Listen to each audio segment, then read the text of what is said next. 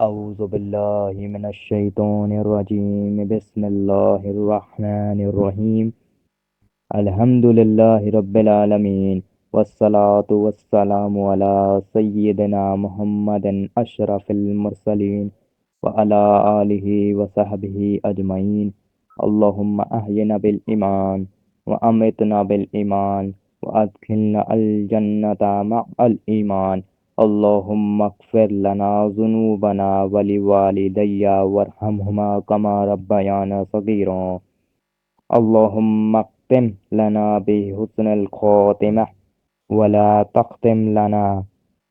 تختم علينا بسوء الخاتمة ربنا لا تزغ قلوبنا بعد إذ هديتنا وهب لنا من لدنك رحمة إنك أنت الوهاب ربنا آتنا في الدنيا حسنة وفي الآخرة حسنة وقنا عذاب النار وصلى الله على سيدنا محمد وعلى آله وصحبه وسلم والحمد لله رب العالمين الحمد للذي جعلنا من المتمسكين بولايته أمير المؤمنين عليه الصلاة والسلام نحمده ونصلي على رسول الكريم أما بعد فأعوذ بالله من الشيطان الرجيم بسم الله الرحمن الرحيم إنما يريد الله ليذهب عنكم الرجس أهل البيت ويطهركم تطهيرا صدق الله العظيم سب سے پہلے تو میں آپ تمام مومنوں کو تمام احباب کو شعبان المعظم کی مبارکباد پیش کرتا ہوں اور میں اس مجلس میں اسی جشن میں اسی خطابت میں شعبان المعظم کی تمام جشن کی تمام راتوں کا مختصراً تذکرہ کروں گا انشاءاللہ جل جلالہ میں کوشش کروں گا کہ میں تمام راتوں کا مختصراً تذکرہ کرتے ہوئے سرکار ولی العصر کی بارگاہ تک پہنچ جاؤں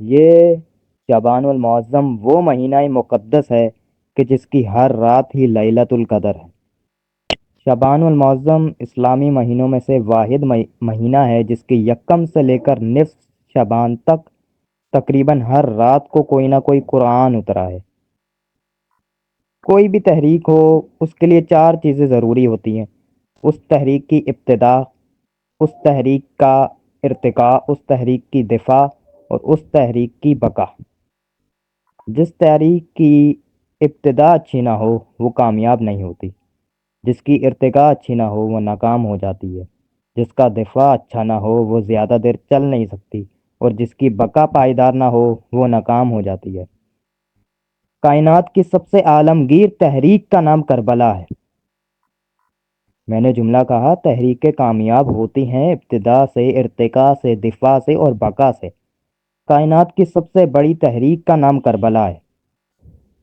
آپ کہیں گے شعبان المعظم کے مہینے میں کربلا کی تحریک کا ذکر کیوں اس لیے کہ یکم شعبان سے لے کر 15 شعبان تک کربلا کی تحریک مکمل ہوئی ہے ابتدا بن کے حسین آئے ہیں ارتقاء بن کے قاسم و علی اکبر آئے ہیں دفاع بن کے زینب و عباس آئے ہیں اور بقا بن کے قائم آل محمد آئے ہیں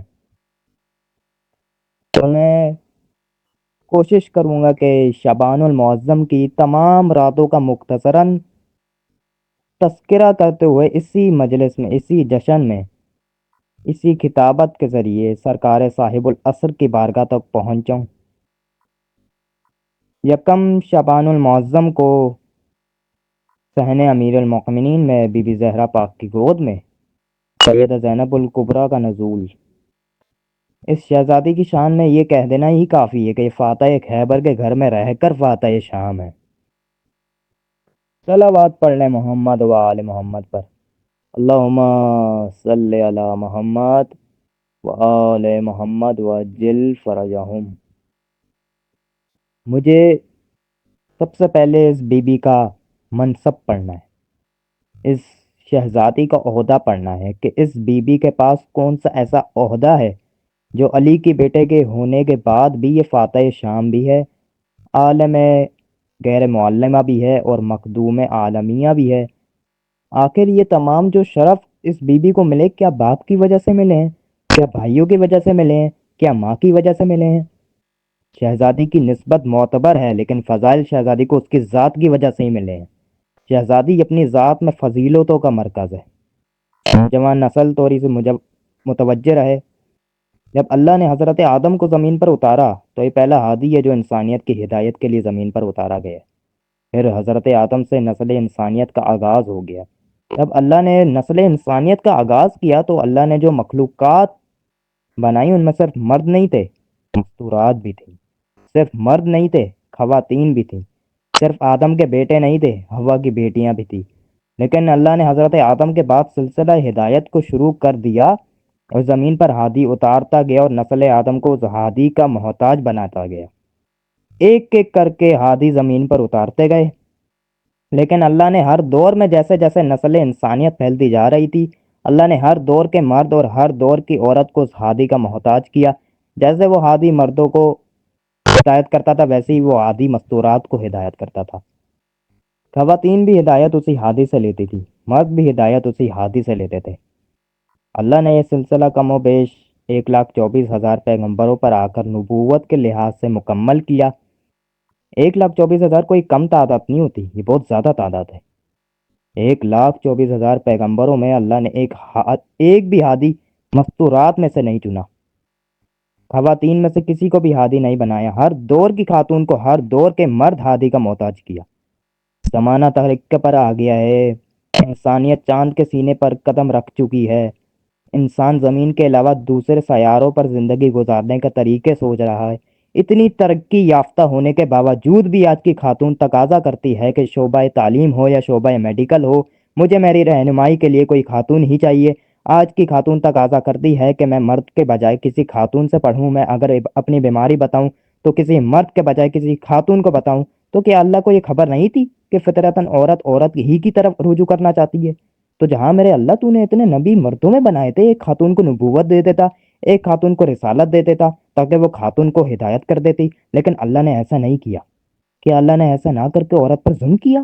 نہیں، اللہ نے ایسے کر کے عورت کو مزید عزت دی، عورت کو معتبر کیا۔ اب آپ مجھ پر سوال کیجئے کہ اللہ نے عورتوں میں سے کسی کو نبی نہیں بنایا، رسول نہیں بنایا، پیغمبر نہیں بنایا، اور آپ کہہ رہے ہیں کہ اللہ نے عورتوں پر یہ کرم کیا ہے۔ جب اللہ نے مرد اور عورت کو خلق کیا نا، تو اللہ نے مرد کی خلقت میں عقل کو پہلے رکھا، جذبات کو بعد میں رکھا۔ عقل کو اس کے جذبات پر مقدم کیا، عقل پہلے جذبات بعد میں۔ اور جب اللہ نے عورت کو خلق کیا تو جذبات کو پہلے رکھا اور عقل کو بعد میں رکھا۔ ناقص العقل نہیں بنایا، لیکن اس کے جذبات کو اس کی عقل پر مقدم کر دیا، مرد کی عقل کو اس کے جذبات پر حاوی کر دیا۔ اب آپ کہیں جی کہ یہ فرق جو تھا، یہ تفریق جو تھی، یہ امتیاز جو تھا، کیا یہ عورت پر ظلم تھا؟ نہیں، یہ ظلم نہیں تھا، اس لیے کہ قربانی عقل نہیں دیتی، جذبات دیتے ہیں۔ قربانی عقل نہیں دے گی، عشق دے گا، محبت دے گی۔ کیونکہ اگر عقل والوں کے سامنے، چلے میں ایک مثال دے دیتا ہوں، عرض کر دیتا ہوں ایک مثال، کہ اگر آج بھی کسی عقل کے والے کے سامنے کربلا رکھی جائے تو وہ اسے نقصان ہی تصور کرے گا۔ سامنے موت تھی کیوں گئے، لیکن جب عشق والوں کے سامنے کربلا آتی ہے تو پھر وہ نقصان نہیں تھا، وہ امتحان تھا۔ عقل والوں کو کہا جائے آگ میں چھلانگ لگا دو تو وہ آگ کو خودکشی سمجھے گا۔ بے خطر کود پڑا آتش نمرود میں عشق، عقل ابھی سوچ ہی رہی تھی، عشق کود گیا۔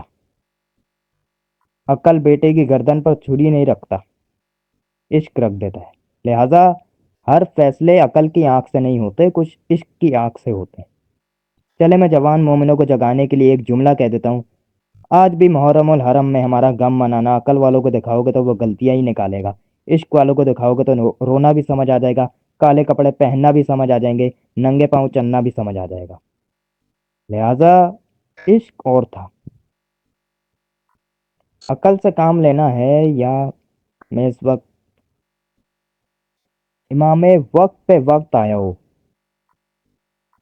امام وقت پہ وقت آیا ہو، کربلا ہو، اور ایک آدمی سوچے عقل تو کہہ رہی ہے کہ میری جان چلے جائے گی، لیکن وہاں محبت جذبات سے انسان کو اکسائے گی۔ اپنے بیٹے قربان کرنے پر مجبور کر دے گی۔ آج جو عقل کو اوور ڈوز کرتے ہیں نا، وہ جناب زینب الکبریٰ پر بھی تنقید کرتے ہیں، ارے اپنے بیٹے دے دیے، میں ہوتا اپنی جان دے دیتا، میں ہوتی اپنی جان دے دیتی، بیٹے قربان نہ کرتی۔ یہ کہتے ہیں ایسے لوگ، یہ بی بی زینب الکبریٰ ہیں، انہوں نے بہن کی حیثیت سے نہیں کیا، انہوں نے امام وقت پہ بیٹے قربان کیے ہیں، تاکہ آنے والی ساری مائیں تیار رہیں، اگر کبھی امام پہ وقت آئے تو بیٹے قربان کیے جا سکتے ہیں۔ اب اللہ نے عورت کے جذبات کو مقدم کیا، عورت کی عقل میں اس لیے کیا کہ اللہ نے عورت سے قربانی لینی تھی، وہ بیٹی ہے تو اسے قربانی دینی ہے، اس نے سیکریفائس کرنا ہے، بیٹی ہو کر، بہن ہو کر قربانی دینی ہے، بیوی ہو کر قربانی دینی ہے، اور ماں ہو کر قربانی دینی ہے۔ اللہ نے جس مخلوق کو قربانی کے لیے چنا وہ مرد کے بجائے عورت ہے۔ اللہ نے عورت کو مردوں کا محتاج کر دیا ہدایت کے لیے، لیکن نہیں، اللہ نے یہاں پر بھی ایک فلسفہ رکھا ہے۔ اللہ نے ہر دور میں اگر مرد کو نبی بنایا تو اس دور میں اللہ نے ایک ایسی خاتون رکھی تھی جس کے کردار کو اس نے مثالی بنایا تھا۔ اس خاتون کا کردار اتنا کمپلیٹ تھا، اتنا مکمل تھا کہ وہ آئیڈیل بن گئی اس دور کی خواتین کے لیے۔ میں مثال دیتا ہوں، جیسے نبوت حضرت آدم علیہ الصلاۃ والسلام کے پاس تھی، لیکن عورتوں کے لیے اسوہ اور نمونہ بی بی حوا سلام اللہ علیہ کے پاس تھا۔ اس دور کے خواتین کے لیے بی بی حوا کو سیرت بنا دیا، نبوت آدم کے پاس، سیرت حوا کے پاس۔ ہدایت حضرت آدم سے لے رہی تھی، اور اس دور کی خواتین سیرت بی بی حوا سے لے رہی تھی۔ اور پھر عورت کی عزت پاتی پاتی مقدم ہوتی ہوتی معتبر ہوتی ہوتی اتنی معتبر ہو گئی کہ حضرت ابراہیم کے دور تک پہنچتی پہنچتی عورت اتنی معزز ہو چکی تھی، یہاں تک کہ اللہ نے قیامت تک کے لیے مردوں کو بھی حج میں ایک عورت کی سنت پر عمل کا پابند بنا دیا۔ آج بھی جو مرد حج کرنے کے لیے جائے گا تو وہ صفا و مروہ پر دوڑے گا، تو یہ حضرت ابراہیم کی سنت نہیں، یہ بی بی ہاجرہ کی سنت ہے۔ جاؤ جا کے علماء اسلام کے سر پر قرآن رکھ کر پوچھو، یہ آپ صفا و مروہ پر دوڑتے ہیں، یہ جو صحیح کرتے ہیں یہ کس لیے کرتے ہیں؟ کہیں گے یہاں پر بی بی ہاجرہ دوڑی تھی۔ تو سنت تو نبیوں کی ہوتی ہے، یہ بی بی ہاجرہ کی سنت پر عمل کیوں ہو رہا ہے؟ کہیں گے نہیں، سنت بی بی ہاجرہ کے نہیں، حضرت ابراہیم کی ہے، لیکن اللہ سنت ابراہیمی میں بی بی ہاجرہ کی یاد کو زندہ رکھنا چاہتا ہے۔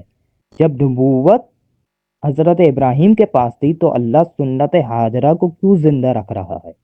اس لیے کہ بی بی ہاجرہ نے قربانی دی تھی۔ ہم نے پوچھا کون سی قربانی دی تھی؟ اس لیے کہ ان کا بیٹا اسماعیل پیاس میں تڑپ رہا تھا، تو ماں بیٹے کے لیے پانی کی تلاش میں دوڑی تھی۔ ماں نے 2 پہاڑیوں کے درمیان چکر لگائے تھے، ان چکروں کی تعداد 7 تھی۔ اللہ نے قیامت تک کے لیے مردوں کو کہہ دیا، جہاں جہاں حوا دوڑی تھی ان پہاڑیوں کے درمیان تمہیں بھی دوڑنا پڑے گا، آسان قدموں سے چل کر نہ جانا، تیز قدموں سے چلنا پڑے گا، دوڑنا پڑے گا۔ اور میرے اللہ، میرے پروردگار، سنت نبیوں کی ہوتی ہے، حضرت ابراہیم دوڑتے، ہم بھی دوڑتے، دوڑی یہاں پر بی بی ہاجرہ تھی، تو نے ہم پر واجب کر دیا کہ تم بھی دوڑو۔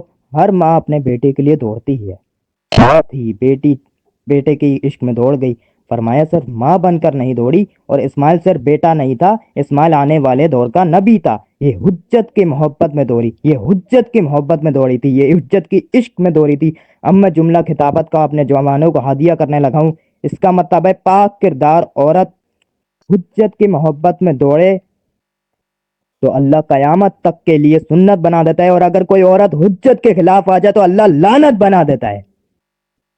2 طرح کے کردار ہیں، 2 طرح کے خواتین کے کردار ہیں، ایک حجت کے لیے دوڑ رہی ہے، قیامت تک کے لیے سنت ہے۔ مجھے اب جلد سے جلد نتائج کی طرف جانا ہے۔ اس کا مطلب عورت حضرت ابراہیم کے دور تک آتی اتنی معتبر ہو چکی تھی، اتنی معزز ہو چکی تھی، بی بی ہاجرہ کی صورت میں کردار سامنے آ گیا، عورت اور معتبر ہوتی گئی اور عزت یافتہ ہوتی گئی، اتنی معزز ہو گئی کہ حضرت عیسیٰ کے دور میں پہنچتی پہنچتی عورت اتنی معزز ہو گئی کہ اللہ نے قرآن میں بی بی مریم کو حضرت عیسیٰ کی ماں نہیں کہا، بلکہ حضرت عیسیٰ کو بی بی مریم کا بیٹا کہا۔ شاید میں جملہ سمجھا نہیں سکا، اگر سمجھ آ جائے تو کمنٹ میں تائید کر دینا اس نوکر کو۔ اچھا، اللہ نے قرآن میں حضرت عیسیٰ کے لیے بی بی مریم کو نہیں کہا کہ اے مادر عیسیٰ، اے ام عیسیٰ، بی بی مریم کو عیسیٰ کی ماں نہیں کہہ رہا، بلکہ قرآن میں کہا ہے یبن مریم، یبن مریم، اے مریم کے بیٹے، اے مریم کے بیٹے، اے مریم کے بیٹے۔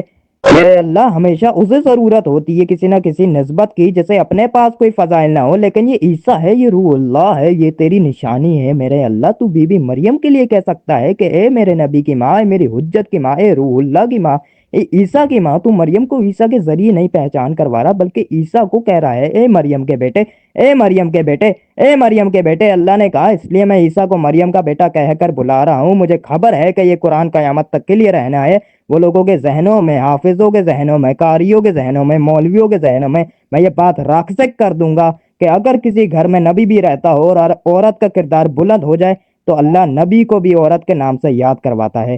یہی وجہ ہے جب جبریل امین نے پوچھا تھا کہ وَمَن تحت القصاء، چادر کے نیچے کون ہے، تو اللہ نے فرمایا ہم فاطمۃ و ابوہا، ہم فاطمۃ و ابوہا و پہلوہا و بنوہا، یہ زہرا ہے، یہ سیدہ ہے، یہ زہرا کا باپ ہے، یہ زہرا کا شوہر ہے، یہ زہرا کے بیٹے ہیں۔ وہاں اللہ کیا کہہ رہے ہیں؟ مریم کے بیٹے۔ عیسیٰ چھوٹا نبی تھا، ہمارا نبی سردار نبی ہے، نبیوں کے سردار ہیں، امام الانبیاء ہے۔ ہم جملے کا لطف لینا ہے جو سیدہ جب محبت کا دعویٰ کرتے ہو عیسیٰ کے لیے اللہ کہہ رہا ہے مریم کے بیٹے، مصطفیٰ سے اللہ کہہ رہا ہے زہرا کے باپ، فاطمۃ و ابوہا و پہلوہا و بنوہا، یہ فاطمہ ہے، یہ فاطمہ کے باپ ہیں، یہ فاطمہ کے شوہر ہیں، یہ فاطمہ کے بیٹے ہیں۔ چار حجتیں تھی چادر کے نیچے، تعارف نبی سے نہیں ہوا، تعارف علی سے نہیں ہوا، تعارف حسنین کریمین سے نہیں ہوا، مجمع کو درمیان میں چھوڑنے کا میں عادی نہیں۔ اگر کسی کے ذہن میں یہ سوال آ رہا ہے کہ اللہ نے یہ کیوں کیا، کہ نبی سے تعارف کیوں نہیں کروایا، کہہ دیتا کہ یہ نبی ہے، کہہ دیتا کہ یہ نبی کی بیٹی ہے، کہہ دیتا کہ یہ علی ہے، کہہ دیتا کہ یہ حسن ہے، یہ حسین ہے، یہ حسنین کی ماں ہے، یہ علی کی زوجہ ہے۔ اللہ نے ایسا کیوں نہیں کیا؟ سوال عرش پر آیا تھا، سوال مدینے میں کسی صحابی نے نہیں پوچھا تھا، سوال فرشتے نے پوچھا تھا، اور عرش پر یہ خاندان پہچانا ہی فاطمہ کے نام سے جاتا ہے۔ عرش کی اس خاندان کی پہچان ہی زہرا کی وجہ سے ہے۔ عورت بی بی مریم کے دور میں آتی آتی معتبر ہو گئی اور نبی کی پہچان بن گئی۔ پھر عورت اماں خدیجہ کے دور میں آئی تو آخری نبوت کا سہارا بن گئی۔ پھر عورت ایک ایسے اوہجے کمال پر پہنچی، ایسی بلندیوں کی سدرۃ المنتہا کو عورت نے چھو لیا کہ عورت قیامت تک سجدے میں پڑی رہے۔ اس کے لیے یہی اعزاز کافی ہے کہ بی بی زہرا خاتون میں سے ہیں، سیدہ خواتین میں سے ہیں۔ عورتوں کو جناب سیدہ تک پہنچتے پہنچتے عورت مکمل کر دی۔ ہر دور میں نبی کلمے پڑھاتے گئے، مگر سیرت کبھی حوا سے لے لو یا آسیہ سے لے لو یا مریم سے لے لو، اس کا مطلب قرآن میں بہت پاک خواتین کا تذکرہ ہوا ہے، اور اللہ نے جن پاک خواتین کا تذکرہ کیا ان میں ہاجرہ بھی ہے، ان میں آسیہ بھی ہے، ان میں مریم بھی ہے، ان میں حوا بھی ہے۔ آج کی خواتین، آج کی خاتون سر پر قرآن رکھ کر کہے کہ میں حوا کی سیرت پر عمل کروں گی، میرے لیے آئیڈل حوا ہے، وہ عمل کر ہی نہیں سکے گی، کیونکہ حوا کے پاس مکمل سیرت ہی نہیں ہے۔ حوا بتا ہی نہیں سکتے کہ ماں باپ کا احترام کیسے کرنا ہے۔ چلیے آج کی عورت سے کہہ دے کہ بی بی مریم سے سیرت لے لے، لیکن ان کی سیرت بھی مکمل نہیں ہے، کیونکہ وہ بتا ہی نہیں سکے گی کہ شوہر کا احترام کیسے کرنا ہے۔ پھر وہ کوئی ایسی خاتون چاہیے کہ اس کا ایک وصف بھی خالی نہ ہو۔ اللہ نے سیدہ پر عقل کمال ہی کر دیا، اوصاف مکمل کر دیے۔ زہرا کا بابا نبیوں کے سردار، زہرا کا شوہر ولیوں کا سردار، اور بیٹے جنت کے سردار۔ جس بیبے کے گھر میں اتنے سردار رہتے ہوں، اللہ اکبر، بی بی باپ نبیوں کے سردار، شوہر ولیوں کے سردار، لیکن پھر اللہ نے بی بی زہرا پر آ کر فضائل مکمل کر دیے۔ بی بی زہرا کے بابا یعنی رسول اللہ کو بنا دیا سید الانبیاء، بی بی زہرا کو عہدہ دے دیا سیدۃ نساء العالمین، عالمین کی خواتین کے سردار، دنیا کی خواتین کے سردار نہیں، عالمین کی خواتین کے سردار۔ چپ کا باندھن توڑوں؟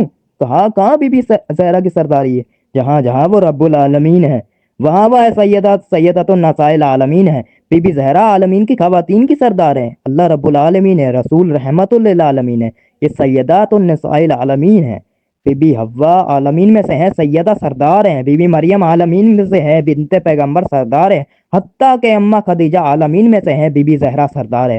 اب آؤ کسی عورت سے کہو فضائل مکمل ہو گئے، بی بی زہرا پر آ کر خواتین کی دنیا کا سب سے بڑا ٹائٹل سیدہ کو مل گیا، سیدہ تو نساء العالمین اس سے چن لیا، بس اب مجھے کسی اور خاتون کی ضرورت نہیں، اسے سیدہ بنا دیا، اب یہی سیدہ رہے گی عالمین میں۔ بی بی حوا سے عورت کی عزت شروع ہوئی تھی، بی بی زہرا پر آ کر مکمل ہوئی۔ نبوت حضرت آدم سے شروع ہوئی تھی، رسالت مآب پر مکمل ہوئی۔ دین حضرت آدم سے شروع ہوا تھا، غدیر پر آ کر مکمل ہوا، اب ساری تکمیل، سارا دین مکمل ہوا، نبوت مکمل، ولایت مکمل، خواتین کی عزت مکمل، اب تکمیل ہو گئی، ان کو عہدہ دے دیا سیدۃ النساء عالمین کا۔ بڑا حساس مرحلے پر پہنچ گیا ہوں میں، مجھے آگے منظر بھی پڑھنے ہیں۔ جس کے پاس سارے فضائل ہیں، سارے اوصاف مکمل ہیں، اس کی سیرت مکمل ہے یا نہیں؟ مکمل سیرت ہے، لیکن میں معافی مانگ کر کہوں گا کہ آج کی خواتین اگر بی بی زہرا کی سیرت لینے کی کوشش کریں گی تو ایک گوشہ ادھورا رہ گیا، کیونکہ سیدہ یہ نہیں بتا سکتی کہ بھائی کے ساتھ کیسے رہنا ہے، کیسا احترام کرتے ہیں، جبر بشریت کہوں، جبر بشریت سمجھوں یا ارادہ پروردگار کے بی بی زہرا کے بھائی تھے پر اللہ نے واپس لے لیے، وہ یہ نہ بتا سکتی ہے کہ کوئی بہن ہو کر بھائی کے ساتھ کیسے چلتی ہے۔ اب اللہ کو ایک خاتون ایسی چاہیے کہ جس کے پاس یہ وصف بھی مکمل ہو۔ اب اللہ اگر کوئی اہلیدہ خاتون بنائے گا تو سیدۃ النساء العالمین کا عہدہ دوسری خاتون کو دینا پڑے گا۔ پھر اللہ نے زہرا کی گود سے ایک بیٹی عطا کی، پھر اسے الگ نام سے نہیں پکارا بلکہ کہا ثانی زہرا، دوسری زہرا۔ یہ زہرا کا ہی دوسرا حصہ ہے۔ اگر میں کہوں فاتح شام کون ہے، بی بی زینب بنت مولا علی کون ہے، اگر میں کہوں کہ بی بی زہرا کون ہے، تو یہ بی بی زینب کا پہلا حصہ ہے۔ جب تک ان دونوں کا نہ پڑھ لیا جائے عورت کی تکمیل نہیں ہو سکتی۔ زہرا عورت کی عزت کی تکمیل ہے، زینب عورت کے مشن کی تکمیل ہے۔ اور پھر جب وقت نے امتحان لیا، جب ظلم اپنی انتہا پر پہنچ گیا، جب حق کو دبانے کی کوشش کی گئی، عزیزان گرامی، یہ وہ خاتون ہیں، یہ وہ بیٹی ہیں جنہوں نے اپنے خاندان کی عزت کو اپنی خاموشی سے نہیں بلکہ اپنے خطبات سے بچایا ہے، اور شام کو ایسے ہی فتح کیا ہے، فاتح شام نے۔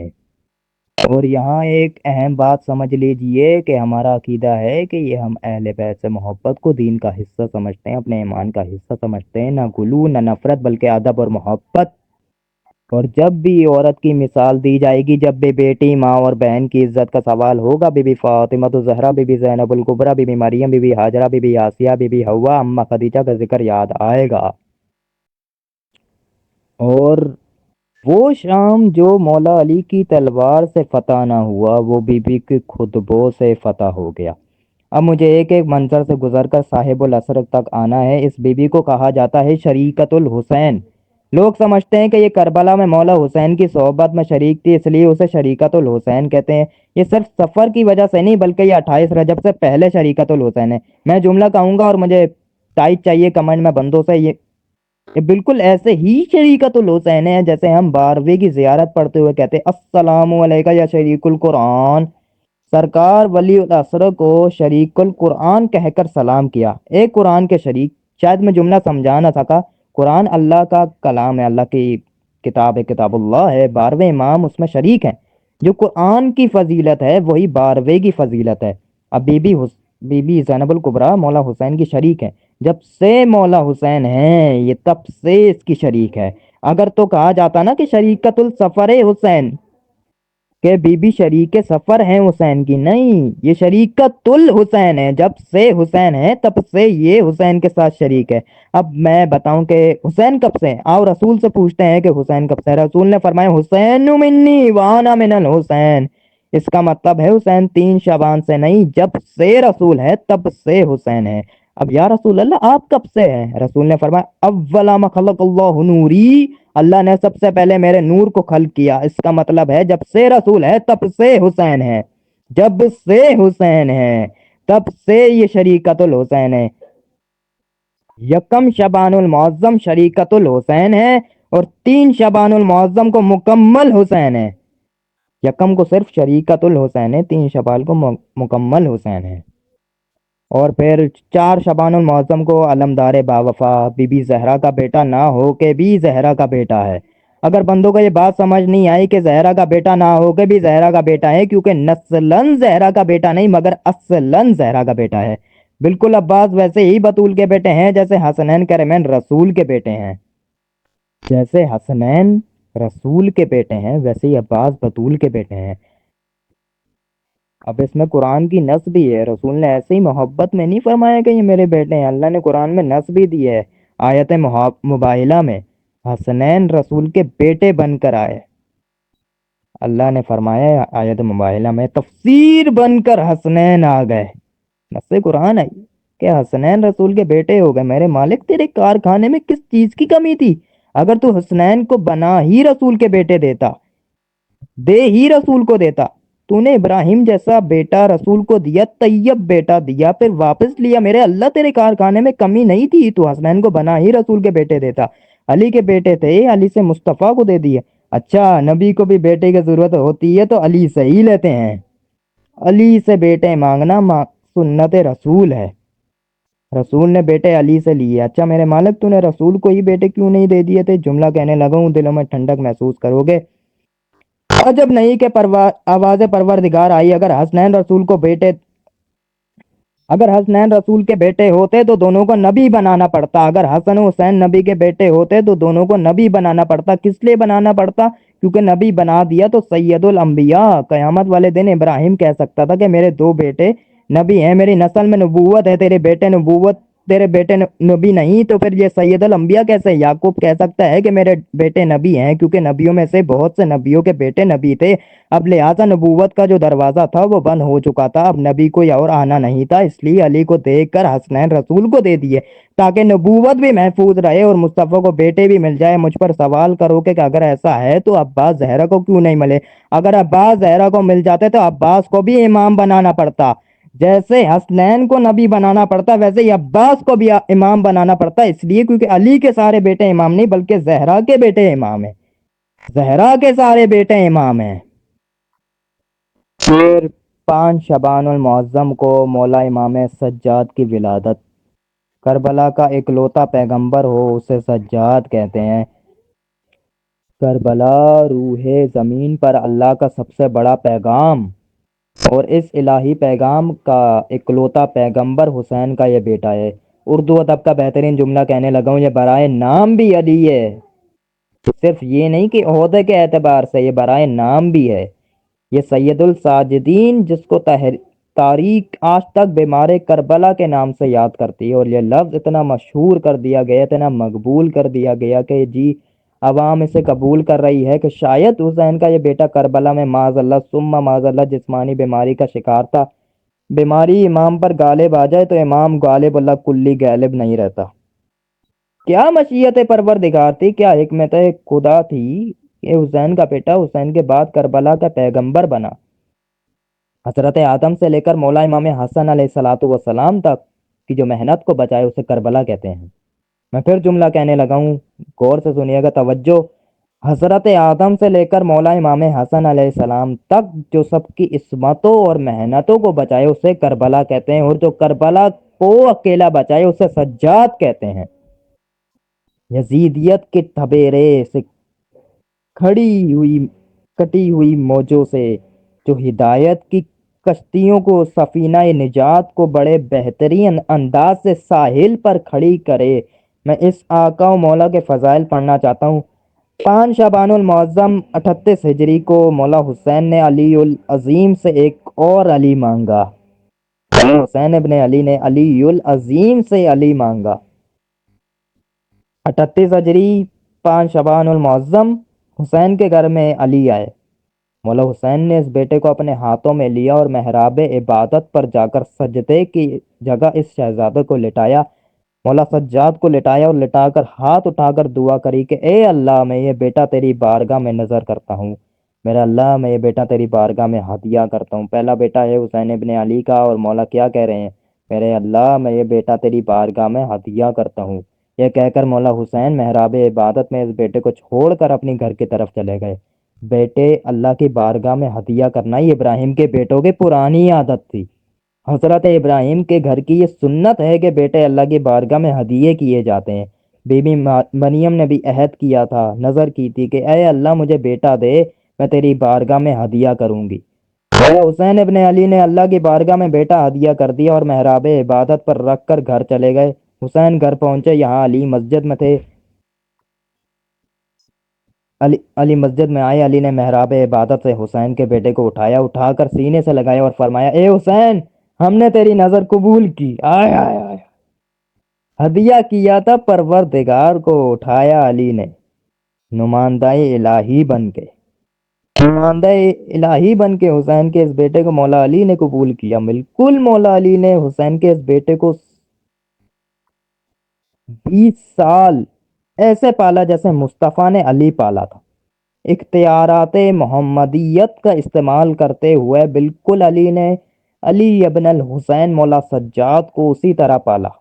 مولا امیر المومنین نے 20 سال، معذرت، مولا امیر المومنین نے 2 سال اس شہزادے کو پالا۔ میں پوری ذمہ داری سے یہ جملہ کہہ رہا ہوں کہ 2 سال علی ابن الحسین بن ابی طالب کے پاس ہے۔ 38 ہجری میں دنیا میں آئے، 40 ہجری کو مولا امیر المومنین کی شہادت، 2 سال یہ رہے مولا کے پاس۔ یہ علی کے سینے کے پاس رہ کر علی کی دل کی دھڑکنوں کو سنتا تھا، یہ علی کے سینے پر لیٹ کر علی کے دل کی دھڑکنوں کو سنتا تھا۔ اس میرے امام نے، میرے آقا و مولا نے اتنی دعائیں کی، اتنی دعائیں قبول کروائیں، اتنی دعائیں مقبول کروائیں، اتنی دعائیں معروف کروائیں کہ 12 ائمہ میں سے 11 ائمہ کی اتنی دعائیں نہیں ہیں جتنی حسین کے اس بیٹے کی ہے۔ دعا علی بھی کرتے تھے، حسن بھی کرتے تھے، حسین بھی کرتے تھے، صحیفہ کمالیہ، صحیفہ سجادیہ، زبور آل محمد، یہ حسین کے اس بیٹے کے ساتھ اللہ سے گفتگو، ہنر، کمال، الفاظ یہ حسین کے بیٹے کے کیوں آتے تھے؟ دعائیں اسی کی مشہور کیوں ہوئی؟ 2 سال رہا ہے علی کے سینے کے پاس، سنتا تھا علی کے دھڑکنوں کو، اس سے خبر ہو گئی تھی اللہ سے کیسے باتیں کرتے ہیں۔ یہ علی ابن ابی طالب کے سینے کے پاس علی ابن الحسین نہیں۔ اگلی سطر جو بولنے والا ہوں میں، اگر سننے والا میں ہوتا تو اٹھ کر چلے جاتا۔ یہ دادا پوتے کو نہیں پال رہا، نہج البلاغہ کے سینے میں صحیفہ سجادیہ پل رہی تھی ہے، نہج البلاغہ کے سینے میں صحیفہ کمالیہ پل رہی تھی۔ شجاعت، عبادت، سخاوت، علم سب کچھ سیکھ رہا تھا سینے پر لیٹ کر حسین کا یہ بیٹا۔ 40 ہجری 21 رمضان امیر المومنین کی شہادت، دستار امامت کے ساتھ وراثت سمجھ کر سجاد کو حسن کے حوالے کیا۔ الفاظ ہی ہوتے ہیں خطیب کے پاس، سر تو ہمارے پاس ہے ہی کوئی نہیں۔ دستار امامت کے ساتھ وراثت سمجھ کر مولا سجاد کو مولا امام حسن کے حوالے کیا۔ 10 سال مولا حسن علیہ السلام نے مولا سجاد کو پالا، 10 سال زیر تربیت رہے حسن ابن علی کے پاس۔ 50 ہجری ورثہ امامت بن کر حسین کا یہ بیٹا حسین کی گود میں آیا۔ یہ ایسا امام ہے جو 3 اماموں کے پاس رہا۔ یہ مولا امیر المومنین کا بیٹا بھی ہے، صحابی بھی ہے، یہ مولا امام حسن کا بیٹا بھی ہے، صحابی بھی ہے، 3 ائمہ کی صحبت میں رہا۔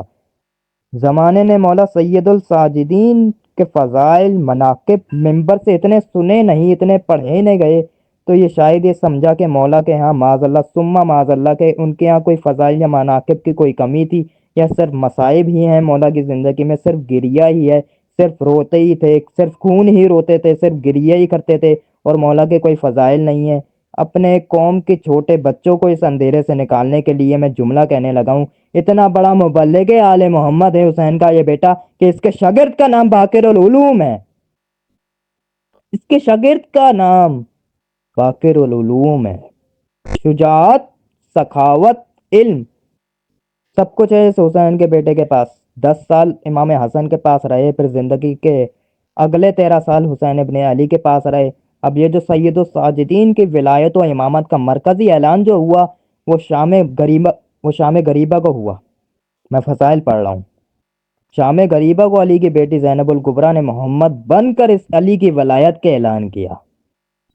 اب یہ جو کربلا میں شام غریبہ میں یہ جو لفظ بیماری سید الساجدین پر آئی ہے، جسمانی بیماری نہیں، کتابوں میں آئے کہ مولا امام سید الساجدین کو غش آیا تھا، غش کی حالت میں تھی امام کا غش اور امتی کے غش میں، اس میں فرق ہے۔ امامت کے غش میں بے ہوشی نہیں ہوتی، مدہوشی ہوتی ہے۔ ایک لمحے کے لیے زمانے کے سامنے سے امامت اوجل ہو جاتی ہے، ایک لمحے کے لیے زمانے کے سامنے سے امامت اوجل ہو جاتی ہے۔ کربلا میں شام غریبہ کو چند لمحوں کے لیے امام کا اس حالت میں جانا، اس میں مشیت پروردگار کیا تھی، حکمت پروردگار کیا تھی؟ حسین کا بیٹا ظاہری طور پر دنیا کے سامنے رہتا اور یہ دنیا امام کے سامنے ہتھیلی کی طرح امام کے سامنے رہتی تو صدائے استغاثہ پر لبیک واجب تھا۔ یا مولا حسین نے صدائے استغاثہ کو بلند کیا تو عملاً لبیک واجب تھا۔ نظروں سے اوجل کیا کائنات کو. یہ چند لمحے سید الساجدین کے, بڑا بہترین جملہ کہنے لگا ہوں میں, یہ چند لمحے سید الساجدین کے لیے بالکل ایسے ہی تھے جیسے رسول معراج پر گئے تھے اور بستر گرم رہا, کنڈی ہلتی رہی, وضو کا پانی حرکت میں رہا. مولا امام حسین کی شہادت سے لے کر شام غریبہ تک اب مقتل میں باگور باگور باگور پڑھا جائے گا. تو مولا حسین شہید ہو رہے تھے تو مولا امام سجاد حالت گش میں تھے. آخری وقت میں اب یہاں پہلا جملہ مقتل یہ کہتی ہے کہ شہزادی نے آ کر شانہ پکڑ کر ہلایا اور ہلا کر کہا میں مصائب نہیں پڑھ رہا ہوں, میں فضائل پڑھ رہا ہوں. بی بی نے سوال پوچھا کہ خیموں میں آگ لگ گئی ہے, آپ امام وقت ہیں, اب آپ بتائیں کہ کیا کرنا ہے. اس سوال کے بارے میں, اس سوال کی معرفت دیکھو گے, یہ پوچھ کون رہا ہے, جس کو خود امام سجاد فرماتے ہیں کہ میری پھپھی عالمہ غیر معلمہ ہے. عالمہ غیر معلمہ, چھوٹے بچوں کے لیے میں سمجھا دوں کہ جس کو کسی نے پڑھایا نہ ہو, جو اتنی پڑھی لکھی ہو کہ اس کو کسی نے پڑھایا ہی نہیں. کوئی بشر, کوئی انسان, کوئی معصوم جسے نہ پڑھائے, جس کو ہدایت کے لیے کسی ہادی کی ضرورت بھی نہ ہو. چلے میں نوجوانوں کے لیے آسان کر دیتا ہوں, جو اللہ کی شاگردہ ہو, جو پروردگار کی شاگردہ ہو. عالمہ غیر معلمہ نے بیٹے سے کیوں پوچھا؟ یہ سوال نہیں تھا, یہ سید الساجدین کی امامت کا اعلان تھا. یہ امام وقت ہیں, امامت حسین کے بعد اس کے پاس آ گئی. یہ شہزادی نے سوال نہیں پوچھا, سید الساجدین کی امامت کا اعلان کیا ہے. تو سید الساجدین تو گش میں تھے اور مولا حسین شہید ہو چکے تھے. مولا حسین پر خنجر چل چکا تھا. مولا حسین کے شہید ہونے سے لے کر مولا سید الساجدین کی آنکھیں کھلنے تک حجت کون تھی؟ ایک لمحے کے لیے بھی اللہ کہتا ہے کہ میں زمین کو حجت سے خالی کر دوں تو زمین و آسمان برباد ہو جائیں. حجت کی حیثیت چکی کے, میں مثال دے رہا ہوں, چکی کے دو پارٹ کے درمیان اس کیل کی ہے جو ان دونوں کے ملا کر رکھتی ہے. پھر اس کیل کو نکال دیا جائے تو دونوں پارٹ آپس میں مل جائیں گے. آسمان زمین پر گر جائے گا اگر بیچ میں سے حجت کو نکال دیا جائے. علی کی بیٹی نے بالکل کردار ابو طالب نبھایا ہے, اگلی امامت کا اعلان کر دیا. سید الساجدین وہاں سے چلے اور یہ پھپھی اور بھتیجے نہیں, یہ دونوں الہی نمائندے ہیں. یہ دو الہی نمائندے دمشق پہنچ گئے. دمشق میں جا کر ایک خطبہ علی کے بیٹے نے دیا. میں دونوں خطبوں کا متن پڑھوں گا, وقت زیادہ بیت جائے گا کیونکہ مجھے مختصراً تذکرہ کرتے ہوئے سرکار ولی العصر کے بارگاہ تک پہنچنا ہے. تو میں دونوں کے خطبوں کا ایک جملے میں بند کرنے لگا ہوں. حسین کے بیٹے سید الساجدین نے شام کے دربار میں بتایا کہ ہم کون ہیں, اور علی کی بیٹی زینب الکبریٰ نے بتایا کہ تم کون ہو. سید الساجدین بتا رہے ہیں کہ ہم آل محمد ہیں, اور بی بی زینب الکبریٰ بتا رہے ہیں کہ تم کون ہو. میں خطابت کا جملہ کہنے لگا ہوں. سید الساجدین تولا پڑھتے رہے اور بی بی زینب الکبریٰ تبرہ پڑھتی رہیں. بی بی زینب الکبریٰ تبرہ پڑھتی رہیں. جاؤ جا کر خطابت زینبیہ پڑھو. خطبے دیے ہیں علی کے بیٹے نے, کیا جواب دیے بنی امیہ کو, کون کون سے کردار بے نقاب کیے ہیں. اب سید الساجدین پہنچے دمشق میں. اب یہ قیدی نہیں, میں اسے قیدی نہیں پڑھوں گا, ہتھکڑیاں نہیں پڑھوں گا, میں پڑھوں گا کہ امت قید تھی اور سجاد آزاد کھڑے تھے. سید الساجدین کھڑے ہیں دربار میں, اور دربار میں یزید ملعون نے تخت کی بلندی پر کھڑے ہو کر کہا اپنے خطیبوں کو کہ آ ممبر پر اور بنی امیہ کے فضائل پڑھ. اس کے کرائے کے خطیب آیا اور اس نے فضائل سنانا شروع کر دیے کہ بنی امیہ وہ, بنی امیہ کے پاس یہ, بنی امیہ وہ. جب خاندان بنی امیہ کے فضائل پڑھتا گیا, جب اس نے تقریر ختم کی تو حسین کے بیٹے نے نظریں اٹھا کر کہا یہ پہلا جملہ جو دمشق میں شام کے دربار میں حسین کا بیٹا بولنے لگا ہے, میں پڑھنے لگا ہوں اب وہ جملہ. سید الساجدین میں یزید ملعون نے دربار میں کھڑے ہو کر کہا, سید الساجدین یوں دربار میں کھڑے ہیں. جب اس خطیب نے بنی امیہ کے جھوٹے اور منگھرت فضائل سنانے کے بعد اپنی تقریر کو ختم کیا تو اسی جملے کے ساتھ مولانا دربار کو خیبر کے میدان میں تبدیل کر دیا. سید الساجدین نے اس کی طرف دیکھ کر کہا اتر لکڑیوں کے ڈھیر سے نیچے, اتر لکڑیوں کے ڈھیر سے نیچے. وہ ممبر پر بیٹھا تھا اور سید الساجدین کہہ رہے تھے کہ اتر لکڑیوں کے ڈھیر سے نیچے, اتر لکڑیوں کے ڈھیر سے نیچے, اتر لکڑیوں کے ڈھیر سے نیچے. حسین کے بیٹے یہ کیا آپ کیا آپ جانتے نہیں کہ یہ ممبر ہے؟ بے شک کھڑا کوئی بھی بکو کیا ہو، یہ دیکھو بیان کیا کر رہا ہے۔ اس کا مطلب ہے ممبر پر بیٹھ کر بھی جو علی پر بھونکے پھر وہ ممبر نہیں ہوتا، وہ لکڑیوں کا ڈھیر ہوتا ہے۔ ممبر ہے ہی علی کے فضائل پڑھنے کے لیے۔ رسول نے جب بھی ممبر بنایا علی کے لیے بنایا۔ آپ کوئی ممبر پر بیٹھ کر سیاست پڑھے، کوئی ممبروں پر بیٹھ کر سیاسی مسائل پڑھے، ملکی مسائل پر روشنی ڈالے، اسے چاہیے کہ لکڑی کو ڈھیر لے، اس پر بیٹھے اور پھر سیاسی مسائل بتائے۔ لیکن جب ممبر پر آئے تو ممبر پر صرف علی پڑھا جائے۔ ممبر بنایا ہی مولا علی کے لیے جاتا ہے، ممبر سجایا ہی امیر المؤمنین کے لیے جاتا ہے۔ معتبر ہو جاتا ہے نا چیز، جو چیز ان سے منسوب ہو جاتی ہے۔ ابھی اس کو کسی اجنبی جس کے پاس معرفت نہ ہو اس کو دکھا کر کہو کہ یہ کیا ہے، وہ کہے گا یہ میز ہے۔ یہاں سے بچہ اٹھا کر کہو، وہ کہے گا ممبر ہے۔ نسبت کیا ہے؟ میز منسوب ہو جائے مجلس سے تو ممبر ہو جاتا ہے۔ میز منسوب ہوا مجلس حسین سے تو ممبر ہو گیا۔ گھوڑا منسوب ہوا مولا حسین سے تو ذوالجناح بن گیا۔ چیز کو نسبت معتبر کر دیتی ہے کہ اب لوگ ہم پر اعتراض کرتے ہیں کہ ہم وہ کرتے ہیں، دیکھو یہ لوگ کیا کر رہے ہیں۔ میں اپنی قوم کا سٹیٹس اب پڑھنے لگا ہوں کہ جب ہم نے 12 مانے، وہاں ہم 13واں بھی مان سکتے تھے، ہم نے کیوں نہیں مانا؟ اس لیے نہیں مانا کیونکہ ہمیں کوئی ان جیسی فضیلت کا کوئی ملا ہی نہیں۔ اور امام اللہ بناتا ہے، بندے نہیں بناتے۔ اللہ نے بنایا، ہم نے مان لیا۔ سید الساجدین نے کہا اتر لکڑیوں کے ڈھیر سے، یہ جملہ کہہ کر سید الساجدین چلے گئے۔ وہ اتر رہا تھا تو وہ لکڑیوں کا ڈھیر تھا، لیکن جب سید الساجدین گئے تو وہ ممبر بن گیا۔ پھر جب سید الساجدین ممبر پر بیٹھے تو انہوں نے خطبہ دیا اور سب سے پہلے اللہ کی حمد و ثنا بیان فرمائی۔ ایسے ان لوگوں کے توحید بیان فرمائی، ایسے اللہ کی حمد و ثنا بیان فرمائی جیسے رسول مکہ کے کافروں کو سناتے تھے، ورنہ انہیں اللہ سنانے کی کیا ضرورت تھی؟ یہ تو سب اللہ کو مانتے تھے۔ اور پھر سید الساجدین نے اللہ کی حمد سنانے کے بعد فرمایا جو مجھے نہیں جانتا وہ جان لے، جو مجھے جانتا ہے وہ سن لے، میں علی ابن الحسین ابن علی ابن ابی طالب ہوں۔ یہ کہنے کے بعد مولا نے فرمایا اللہ نے ہمیں 6 چیزیں عطا کی ہیں اور 7 فضیلتیں عطا کی ہیں۔ یہ خطبہ سجادیہ ہے، یہ دربار دمشق میں، شام کے دربار میں اللہ نے ہمیں 6 چیزیں عطا کی ہیں اور 7 فضیلتیں عطا کی ہیں۔ جب لوگوں کے ذہن بنے تو مولا نے فرمایا کہ سنو کہ اللہ نے ہمیں کیا عطا کیا ہے۔ اللہ نے ہمیں علم، حلم، سخاوت، فصاحت، شجاعت عطا کی ہے۔ جملہ غور سے سننا، دربار دمشق بھرا ہوا ہے۔ 6ٹھی چیز مولا فرماتے ہیں نیک ماؤں کے بچوں کے دلوں میں ہماری محبت۔ ہائے ہائے ہائے ہائے ہائے ہائے، پاکیزہ ماؤں میں کے بچوں کے دلوں میں ہماری محبت۔ یہ جو سامنے کھڑے ہیں ان میں سے کسی کے دل میں بھی ہماری محبت نہیں ہے۔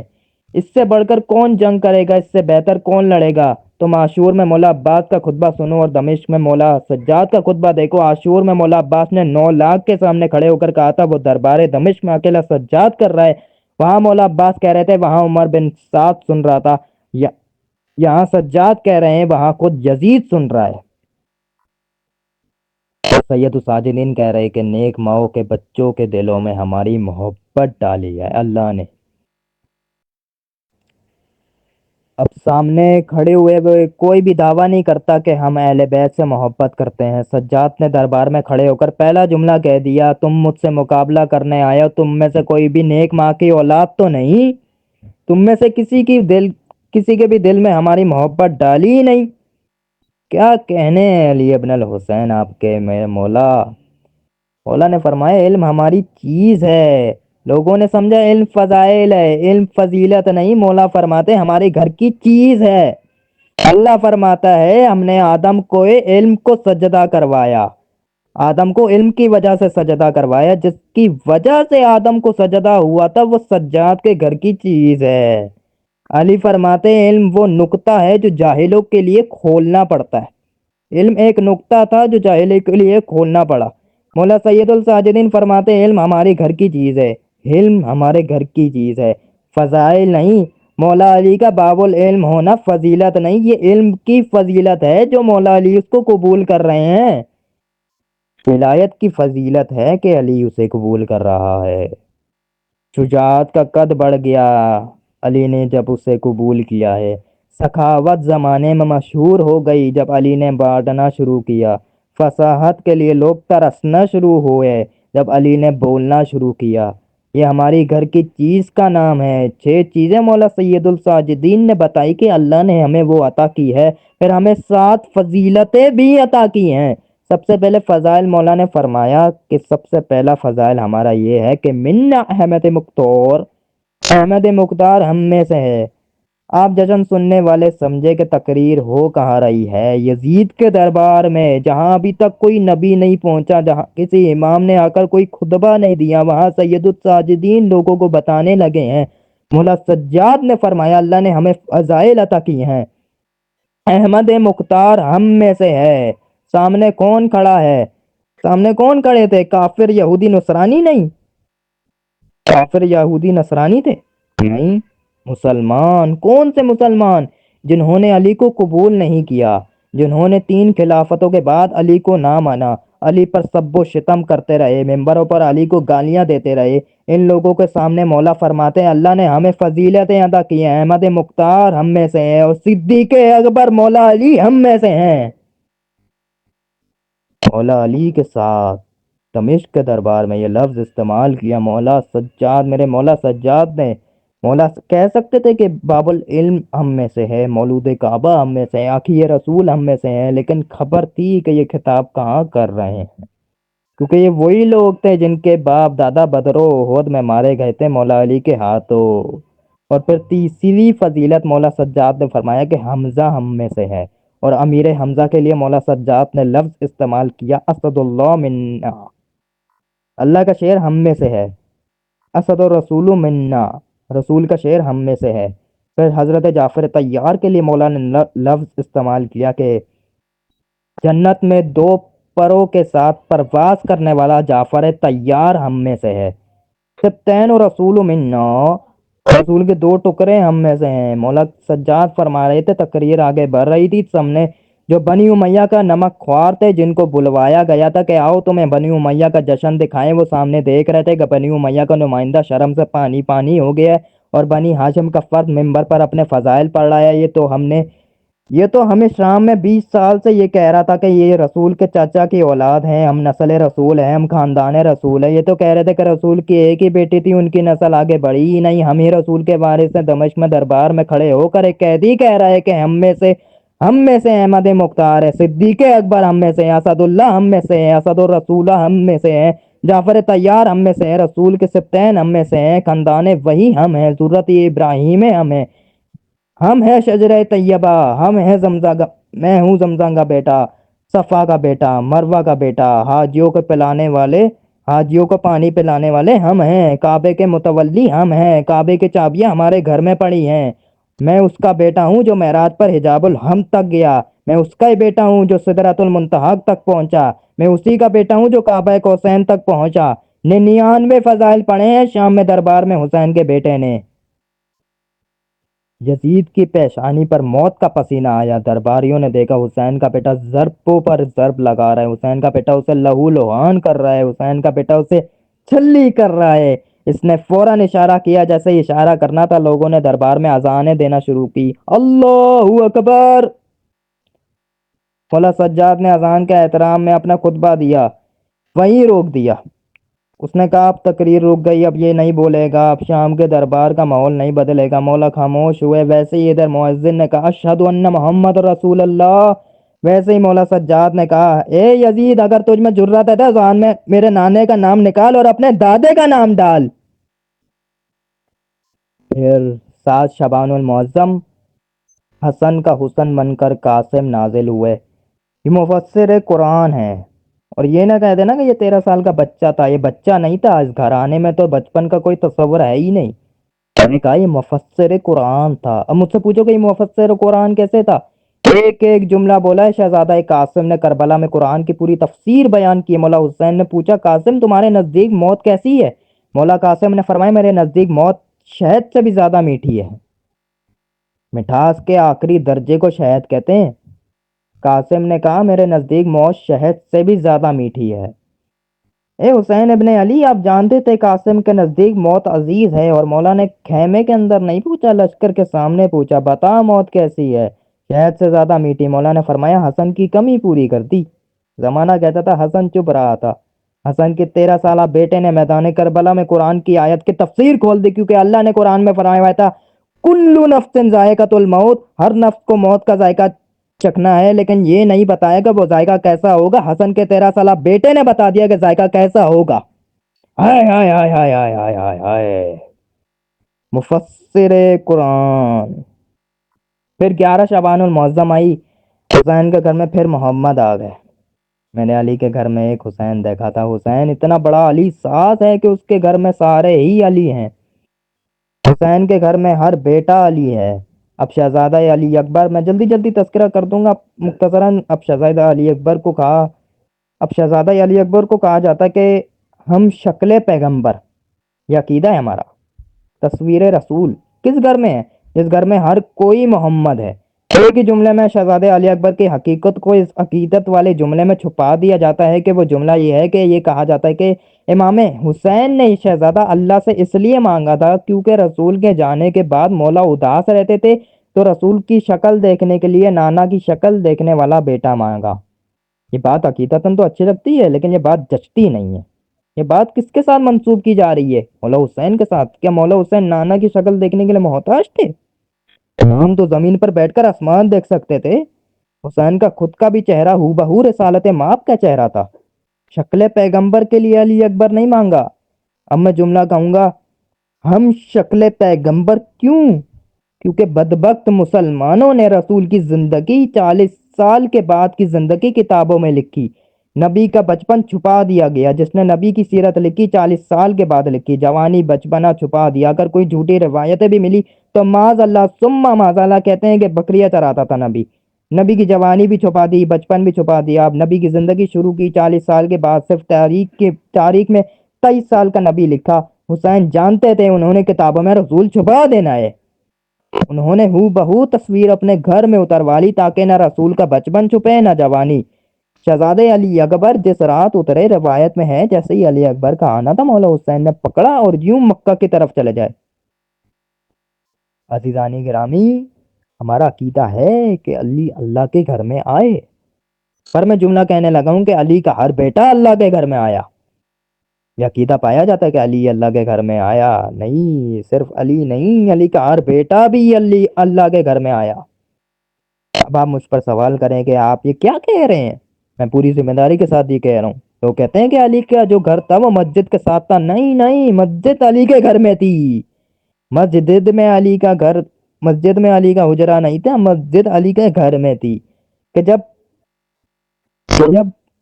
رسول نے سارے دروازے بند کروائے، علی کا دروازہ کدھر تھا؟ پوچھنا علماء اسلام سے۔ علی کا گھر کا دروازہ مسجد نبوی کے محراب کے اندر تھا۔ محراب سمجھتے ہیں؟ جہاں امام کھڑے ہو کر نماز پڑھاتا ہے، اسے کہتے ہیں محراب۔ محراب کے اندر تھا علی کے گھر کا دروازہ۔ محراب رخ ہوتا ہے قبلہ کی طرف۔ اب میں نے تو حقائق ہی آپ کے سامنے پڑھنے ہیں۔ محراب کا رخ کس طرف ہوتا ہے؟ کعبے کی طرف۔ علی کا گھر کا دروازہ تھا محراب کے اندر۔ محراب کدھر ہوتا ہے؟ مسجد میں۔ مسجد کون سی تھی؟ مسجد نبوی۔ اس مسجد میں کون نماز پڑھاتا تھا؟ کوئی شیخ پڑھاتا؟ کوئی شیخ پڑھاتا تھا؟ کیا کوئی قاری پڑھاتا تھا؟ یا کیا کوئی مولوی پڑھاتا تھا؟ کائنات کا سب سے بڑا نبی محراب میں کھڑے ہو کر نماز پڑھاتا تھا۔ نبی کا رخ تھا قبلہ، نبی کے سجدے اور اللہ کے گھر کے درمیان تھا علی کا گھر۔ قبلہ، رسول کا سجدہ، علی کا گھر۔ اب مجھے کیونکہ علی کے گھر کی طہارت نہیں پڑھنی، ایک جملہ شہزادے علی اکبر کا پڑھ کر سرکار ولی العصر کی بارگاہ تک پہنچنا ہے۔ 11 شعبان المعظم کو مولا علی اکبر کو اٹھا کر مولا حسین چلے کعبے کی طرف۔ مسجد میں آ کر حسین نے مصلی عبادت میں سجدے والی جگہ کو علی اکبر کو رکھا اور 2 رکعت نماز پڑھی، اور جہاں حسین کا سجدہ آ رہا تھا وہاں علی اکبر تھے محمد، اور محمد اور رسول اللہ کی پشت پر ایک نماز حسین نے گزاری تھی۔ حسین اتنا بڑا کریم ہے کہ حسین نے رسول کا قرضہ واپس کر دیا۔ اس محمد کی پشت پر حسین تھے، اس حسین کے سجدے میں محمد ہیں۔ کتابیں کہتی ہیں کہ جس دن مولا علی اکبر کا نزول ہوا اس وقت مدینے کی گلیوں میں شور مچ گیا کہ حسین کا گھر میں محمد کی شکل والا بیٹا آیا ہے۔ جب میں نے تاریخ میں روایت پڑھی تو علی اکبر کا نزول ہوا ہے شب میں، باہر کنیز کوئی گئی نہیں، باہر غلام کوئی گیا نہیں، تو بتایا کس نے کہ حسین کے گھر میں محمد کی شکل والا بیٹا آیا ہے؟ یوں ہی مدینے میں ایک بزرگ صحابی بھاگتے بھاگتے آئے، کیا یہ تو وہی نور ہے جو محمد کی ولادت میں چھایا تھا۔ 12 ربیع الاول کو جب رسول کا نزول ہوا تو مکہ کے لوگ کہہ رہے تھے کہ ہمیں روم اور ایران تک نظر آ رہا ہے۔ نور محمد نے اتنی روشنی کر دی تھی کہ لوگ روم اور ایران کو دیکھ رہے تھے۔ 11 شعبان المعظم کو جب علی اکبر آئے لوگ کہہ رہے تھے کہ ہمیں مکہ کا بیت اللہ صاف نظر آ رہا ہے۔ اب پتہ چل گیا اس رات میں محمد آیا تھا، اس رات بھی محمد آیا ہے۔ اور پھر مولا حسین کے پاس نوکر آیا، اس نے کہا گلیوں میں رش لگ گیا، لوگ کہہ رہے کہ زیارت کرواؤ۔ مولا نے کہا ان کو بولے ساری رات انتظار کرو۔ ساری رات انتظار کیا، لوگوں نے صبح کا دروازہ کھولا، مولا نے مسجد کے مرکزی دروازہ کھولا، ایک لائن غلاموں کی قیمتی اشرفیہ پکڑے ہوئے، دوسری طرف قیمتی عبائے چادریں پکڑے ہوئے۔ اب لوگ آتے ہیں، مولا کپڑا ہٹاتے، زیارت کرواتے اور جاتے ہوئے لوگوں کو وہ قیمتی اشرفیہ اور چادریں دیتے اور کہتے، اور مولا حسین کہتے کہ یہ علی اکبر کے حسن کا صدقہ ہے۔ ہائے ہائے ہائے ہائے ہائے، سبحان اللہ۔ اور یہ اتنی لباس جو مولا حسین بانٹ رہے تھے لوگوں کو، یہ کہاں سے آئے تھے؟ یہ وہیں سے آئے تھے جہاں سے حسین نے اپنا منگوایا تھا۔ اب ایک نورانی بزرگ تھے، لوگ دیکھ رہے تھے، کبھی تو ان کو نہیں دیکھا، دیکھتے ہیں حسین، ان کو کیا دیں گے؟ جب ان کی باری آئی، زیارت کروائی علی اکبر کی، پھر انہوں نے کہا کہ نہ اشرفیاں چاہیے نہ عبائیں چاہیے۔ مولا نے کہا پھر کیا چاہیے؟ اس نے بولا جو مانگوں گا دو گے؟ اس نے بولا میری گود میں تھوڑی دیر کے لیے علی اکبر کو دے دو۔ اب مانگنے والے بھائی پھر اپنے مزاج کے مطابق ہی مانگتا ہے، جن کو اشرفیہ عبائیں عزیز تھی انہوں نے وہ لے لی۔ اس نے کہا نہ اشرفیہ نہ چادریں، اکبر چاہیے۔ مولا نے کہا اچھا خضر ہے؟ ہائے ہائے ہائے ہائے ہائے، خضر نبی، حضرت خضر علیہ الصلوۃ والسلام۔ حسین ہر کسی کی گود میں اکبر دے بھی نہیں سکتے تھے، اکبر وقت کا محمد تھا، اور محمد کو ہٹانے کے لیے ہاتھ کا معصوم ہونا ضروری ہے۔ حضرت خضر نے اکبر کو اٹھا کر کہا تیرا کمال بھی محمد والا، تیرا جمال بھی محمد والا۔ 11 شعبان المعظم کو ہم شکل پیغمبر، 15 شعبان المعظم کو دین کی تکمیل، امامت کی تکمیل۔ آپ پوری دنیا میں جا کر دیکھ لیں، واحد امام مہدی سے جو عقیدہ ہے اسے نہ کسی مذہب کو اعتراض ہے نہ کسی مسلک کو اعتراض ہے۔ یہ ہے میرے 12ویں کی ہیبت، جو 11 کو نہیں مانتے اسے مانتے ہیں۔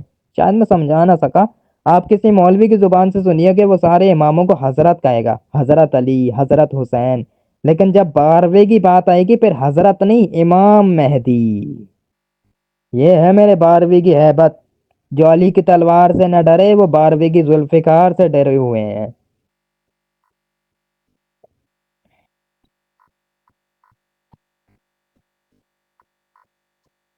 اب کسی کو کوئی اعتراض نہیں ہے امام مہدی سے لے کر، بس دو نظریے ہیں کہ کچھ کہتے ہیں کہ وہ آئے گے، کچھ کہتے ہیں کہ وہ آ چکے ہیں۔ اس وقت انہوں نے، میں جملہ کہہ دیتا ہوں کہ اس وقت انہوں نے اپنے اور مخلوق کے درمیان ایک پردہ عائر کیا ہے۔ میرے چوتھے امام سے کسی بندے نے پوچھا تھا کہ آپ کے پاس علم غیب ہے؟ مولا نے فرمایا نہیں، ہمارے پاس نہیں۔ نے فرمایا آپ کے پاس علم غیب نہیں ہے؟ مولا نے فرمایا ہم سے کوئی چیز غیب ہوتی ہی نہیں ہے۔ اب میں عام بشر ہوں، میں عام انسان ہوں، میں یہ نہیں بتا سکتا کہ دوسری دیوار کے پیچھے کیا ہے، لیکن امام جانتے ہیں، امام غیب نہیں، غیبت ولی الاسر پر نہیں مخلوق کی نظر میں ہے۔ ابھی ایک بہت بڑی بحث ہوئی تھی کہ اس سے آگے آتے ہوئے جب ہم بیگانوں سے نکل کر اپنوں میں آتے ہیں تو ایک نئی بحث شروع ہو جاتی ہے کہ جس بحث کا قتل ہونا چاہیے کہ پیدا ہوتے ہیں یا نازل ہوتے ہیں، اور محمد و آل محمد کے ساتھ کیا کہنا چاہیے، ولادت، نزول یا ظہور۔ میں کہتا ہوں یہ لفظ ان ہستیوں کے ساتھ جچتے ہی نہیں ہیں۔ میں انتہائی طور پر امام حسین کا سب سے چھوٹے خادم ہونے کی حیثیت سے کہہ رہا ہوں کہ میں نہ ان ہستیوں کی عصمت پر بحث کر سکتا ہوں نہ ان کی خلقت پر، کہ پیدا ہوتے ہیں یا نازل ہوتے ہیں۔ میرے نزدیک یہ دونوں لفظ ہی ٹھیک نہیں ہیں، کیونکہ جو چیز نازل ہوتی ہے وہ بھی بلندی سے بستی کی طرف آتی ہے، جن کا سفر ہی معراج کہلائے، ان کے بارے میں یہ ہم اصطلاح بھی استعمال نہیں کر سکتے۔ میں آج کے جشن کے حوالے سے ایک نیا لفظ آپ کو ہدیہ کرنا چاہتا ہوں، اور یقیناً میں عقیدہ پڑھنا بھی جانتا ہوں اور سنانا بھی جانتا ہوں۔ اگر لفظ اچھا لگے تو اس نوکر کو تائید دے دینا۔ آج کے جشن کے حوالے سے یہ جملہ بہت اچھا تھا، کمنٹ میں لکھ دینا۔ میرے 5ویں بادشاہ سے آ کے ایک صحابی نے پوچھا، مولا جب ایک مومن دوسرے مومن سے ملے تو بہترین تحفہ کیا دے؟ اچھا لباس، بہترین خوشبو یا اچھی سواری؟ امام نے فرمایا نہیں، جب بھی ہمارا چاہنے والا دوسرے چاہنے سے ملے تو سب سے بہترین تحفہ یہ ہے کہ دوسرے کو ہمارے فضائل سنایا کرو۔ پھر امام نے آج کے جشن کے حوالے سے اجر بھی فرمایا کہ ہمارے دو شیعہ جب ہماری فضیلت پر خوش ہو کر ایک دوسرے سے گلے ملتے ہیں تو ان کی باہیں چھوڑنے سے پہلے اللہ ان کے گناہ معاف کر دیتا ہے، صرف ہماری فضیلت کی وجہ سے۔ اب کسی نے کہا کہ پیدا ہوئے اور کسی نے کہا کہ نازل ہوئے، میں یہاں ایک بہتر لفظ استعمال کرتا ہوں کہ نہ پیدا نہ نازل، ایک محدود مدت کے لیے جب انسان کو اپنے آپ کو دیکھنے کی طاقت بخشے اس لمحے کو ان کا آنا کہتے ہیں، اور جب یہ طاقت انسان سے چھین لے تو اس لمحے کو ان کا جانا کہتے ہیں۔ یہ موجود تھے، یہ موجود ہیں اور موجود رہیں گے۔ ظاہری مدت، ظاہری حیات طیبہ کی جو مدت مقرر ہوتی ہے اس میں انہوں نے زمانے کو اجازت دی کہ زمانہ انہیں دیکھ سکے۔ یہ زمانے سے پہلے ہیں، یہ زمانے کے بعد نہیں۔ یہ زمانے کے بعد ہوتے تو امام زمانہ نہ ہوتے، یہ زمانے سے پہلے ہیں اور زمانے کے بعد بھی ہیں۔ جشن ہو گیا، تائید ہو گئی۔